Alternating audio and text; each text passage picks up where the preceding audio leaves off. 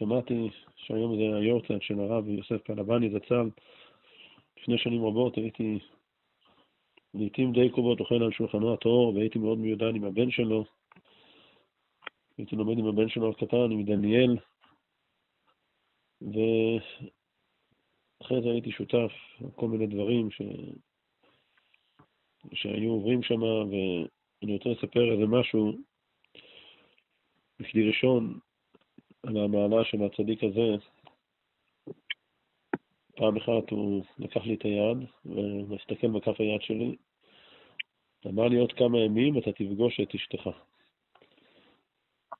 והיא תהיה מיוחסת. הוא הסתכל, אמר לי שיהיה לך 4 או 5 ילדים, ככה אמר לי. טוב, עבר באמת כמה ימים, לא נפל דבר אחד מכל דברו, פגשתי את אשתי, באמת היה לי 4 או 5 ילדים. למה 4 או 5? יש 4, אבל היו 5, שאחד מהם נפטר בגיל 1.5 חודש. ואז הבנתי למה הוא אמר 4 או 5.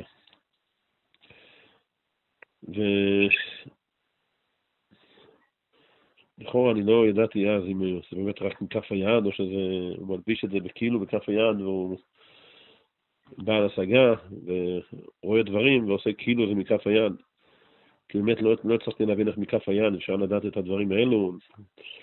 אני זוכר שהוא היה אומר לי שהבנים שלו היה ביניהם ויכוח, אז הוא היה מסתכל בכף יד שלהם ואומר מי צודק, מי לא, לפי כף היד שלהם. כל פנים זה היה תמיד עצום ממש. הוא כתב ספר על דרכי העיון, הלמד בישיבת החיים והשלום של הרב עטיה שליטה, גמרא בעיון, וגם היה מקובל ועוסק רבות בתוך תורת הנסתר, והיה מחשובי תלמידיו של הגרב"ץ, הרב בן ציון אבא שאול זצוק"ל זיע, והיה מממשיכי דרכו בשיטת העיון,